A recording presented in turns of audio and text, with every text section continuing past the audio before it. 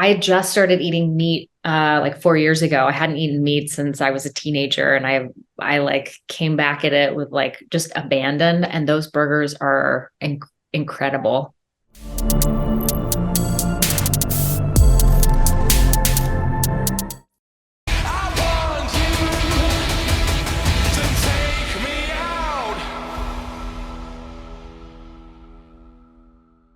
Right on. Good afternoon. My name is Nigeria Chambers from Big Go Belt Media. Wrenn, is a pleasure to talk to you For All Mankind season 4. How you doing today? It's a tongue twister, I swear. Yeah, yeah. I'm good. How are you? I am well. I am well. Um, this is one of my favorite shows, and I just continue to say it. And Margo has been one of my favorite characters, one of the most interesting characters, always really grabbing at the tie with the emotions. What a very powerful season for this character.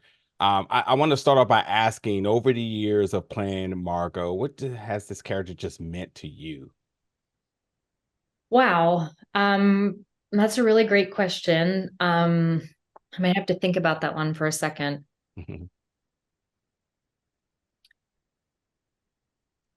So one of my favorite things about playing Margot is that she's I feel like she's not, in some ways, I'm still trying to figure out how to say this in a way that makes sense, all in one go. She's probably my most favorite character that I've ever played, and I think that that's partly due to the fact that she's a woman that is in some ways restrained by her gender, but also not at the Yeah, same time. And one of the things that I love about her is that she's a powerful, driven woman whose true love, in some ways, is space exploration. Um, and I feel like it's pretty rare to see a woman on a television show or in a story and film who is defined by that rather than defined by a personal relationship with a significant other. yeah. But it's really difficult, I think, in some ways for me to talk about why I love playing Margot and what it's meant to me, because I feel like in some ways I don't necessarily understand that full, Mm, won't maybe until some time has passed and I've maybe moved on to a different project. And I feel like in retrospect it'll be clearer to me. But I do feel very lucky with the storylines that I've been able to play or had the gift of playing these last 4 seasons so far. And yeah, and this season in particular, yeah. yeah, she's a really fun character. Yeah, let's make sure we keep in touch. We'll come back to this in about 5 years, because I think truly, when you think about the work you've done in this show, I think it's going to really be hard to top this performance, just for over the years of just playing the character, because of just the duration of the show, but also just still giving the character so much life, even through the time lapse within the show, that continues to keep the audience invested. And as you mentioned, this season was so powerful, and so emotional. Her relationship with Sergi, I just bawled my eyes out.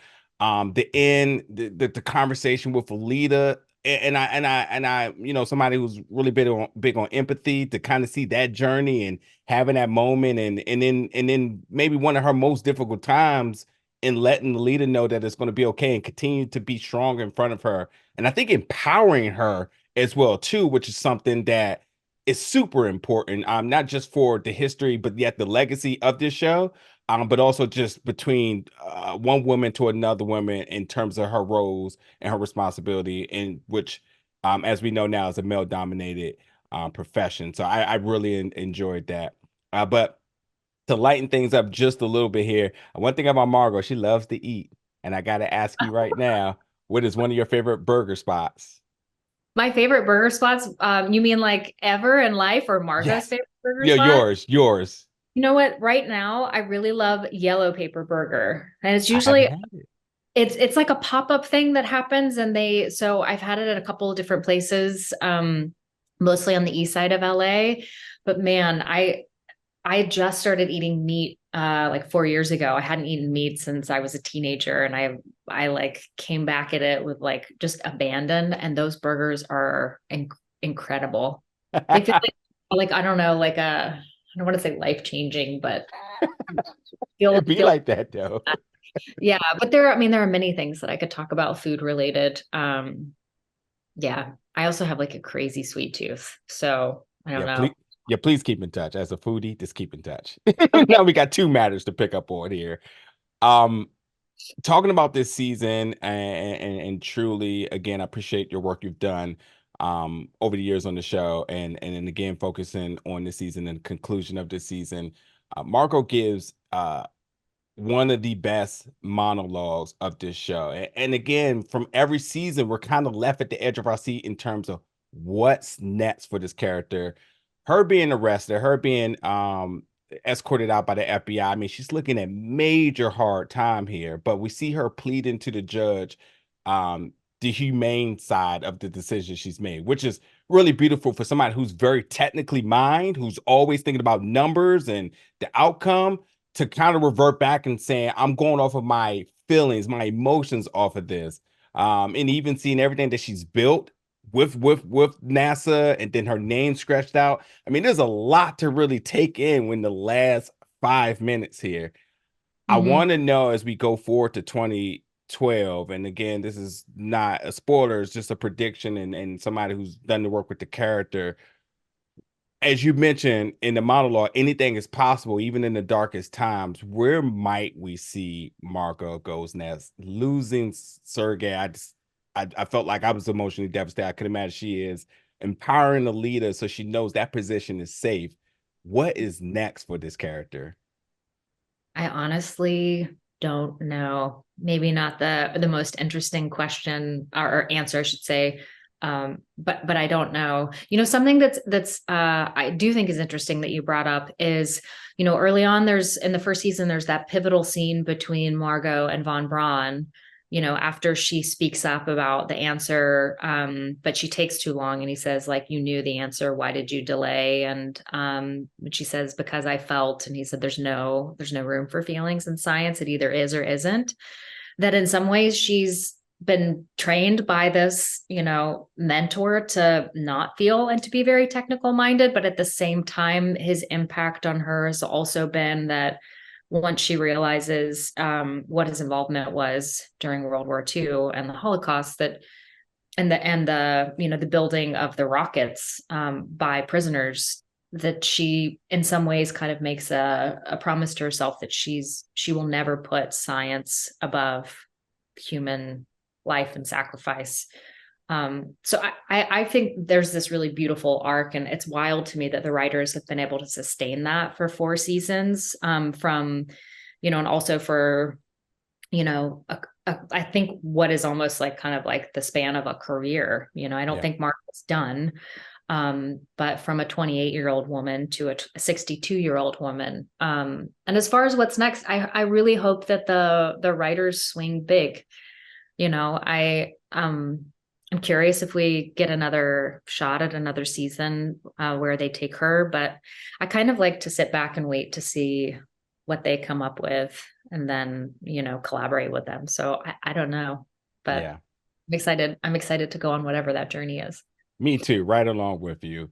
For my final question here, and also I just want to mention about her sweet revenge at the end. We know that's of her doings, getting Morozo, I forget how to say it, but yes, Roosevelt. yeah, getting the revenge back. Sweet touch. I loved it. And that tear that she shed for Sergey, I'm sure that's sort of like the arc there. But I do want to ask you sort of a aesthetic thing with the show. As the show continues to do time jumps and you've seen yourself age, different hairstyles, different looks, but still overly confident no matter what.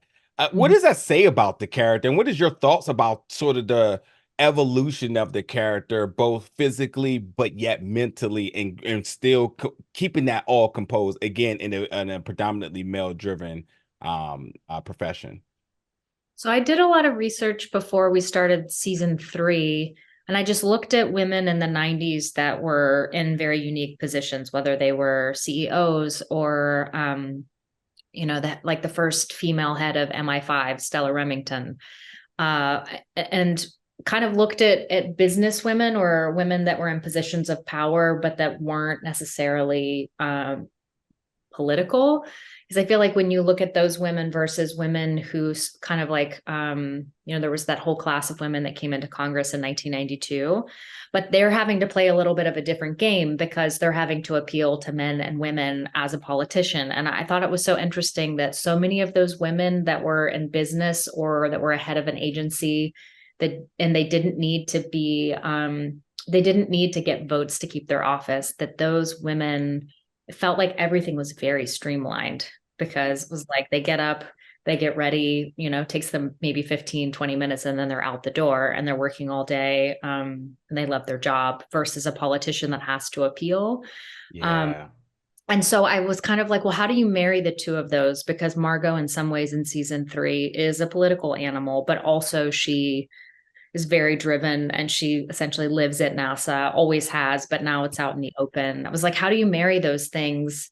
So that was kind of season 3. And then into season 4, it was just a really fun creative process to figure out, for a woman who grew up in Alabama and Texas, that's a really humid, warm, Yeah.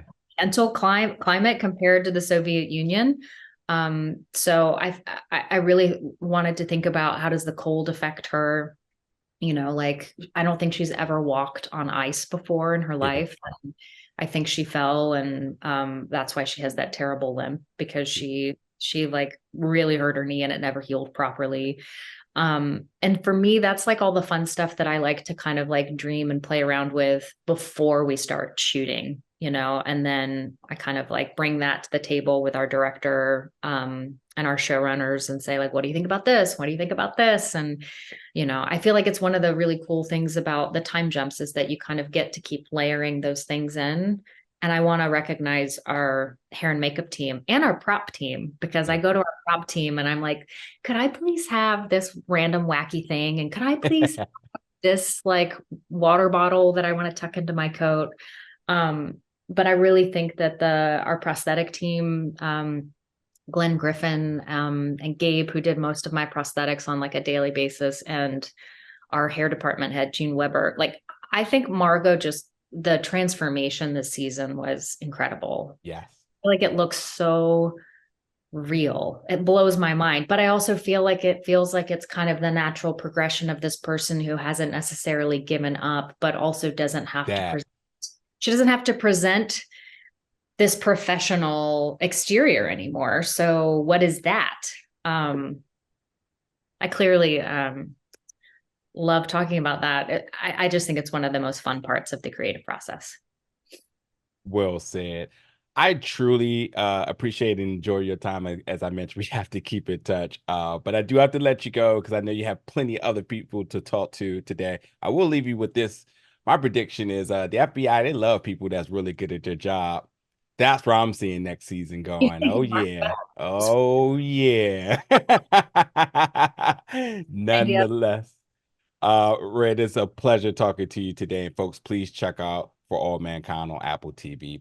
We'll talk again very soon. Okay, sounds good. Thank you. Thank you so much.